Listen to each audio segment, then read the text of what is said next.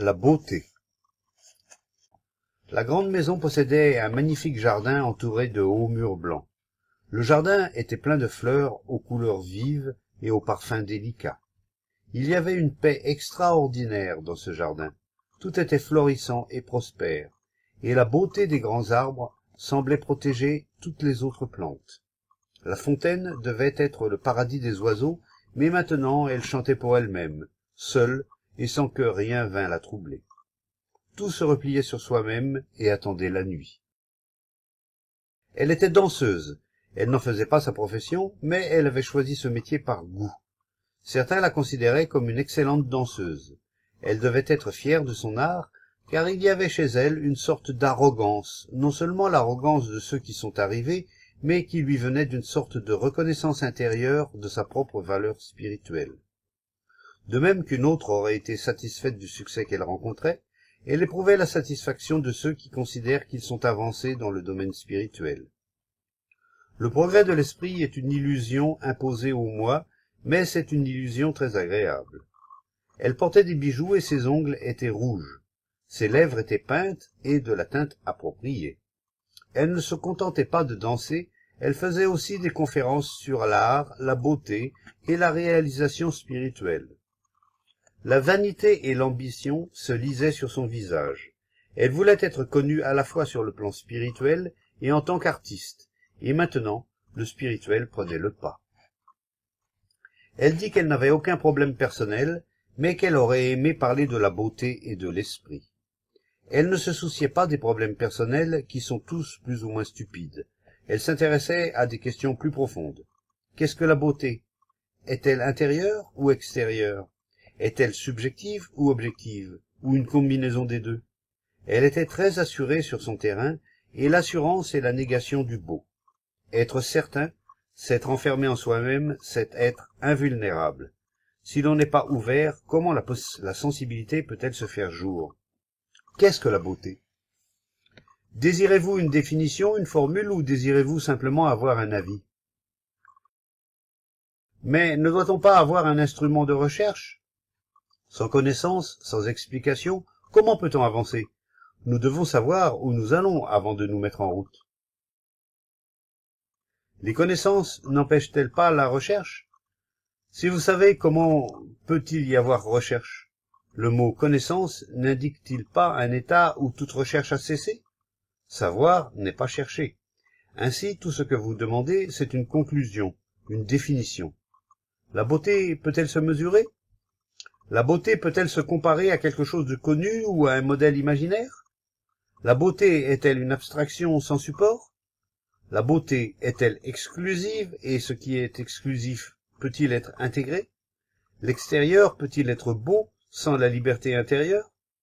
La beauté est-elle une décoration, un ornement?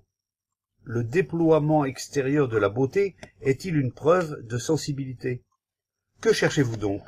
Une combinaison de l'extérieur et de l'intérieur? Comment peut-il y avoir une beauté extérieure sans la participation de l'intérieur?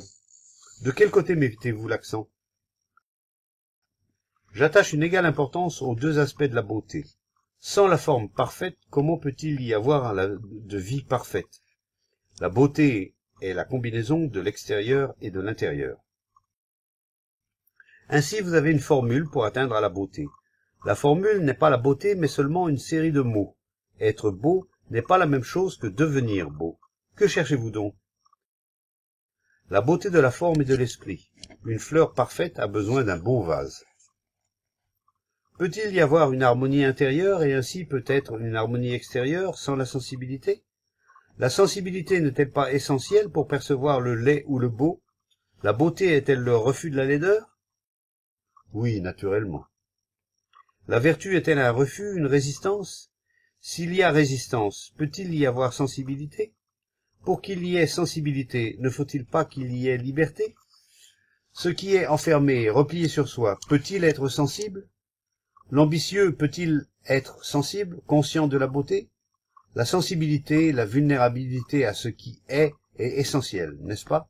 Nous voulons nous identifier à ce que nous appelons le beau et éviter ce que nous appelons le laid. Nous voulons nous identifier au beau jardin et fermer les yeux sur le village plein d'odeurs. Nous voulons résister et pourtant recevoir. Toute identification n'est-elle pas une résistance? Ressentir le village et le jardin sans résistance, sans comparaison, c'est cela être sensible. Vous ne voulez être sensible qu'à la beauté, à la vertu, et résister au mal, à la laideur. La sensibilité, la vulnérabilité est un processus total. Il ne peut pas être amputé et se dérouler sur un seul plan, celui des sensations agréables. Mais je cherche la beauté, la sensibilité. En est-il vraiment ainsi?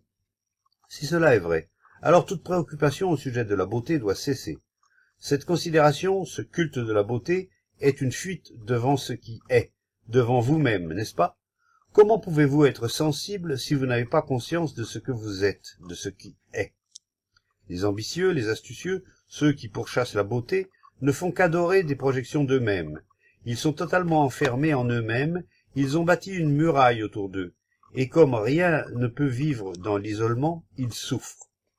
Cette recherche de la beauté et les interminables conversations sur l'art sont des fuites devant la vie très respectable et hautement considérée.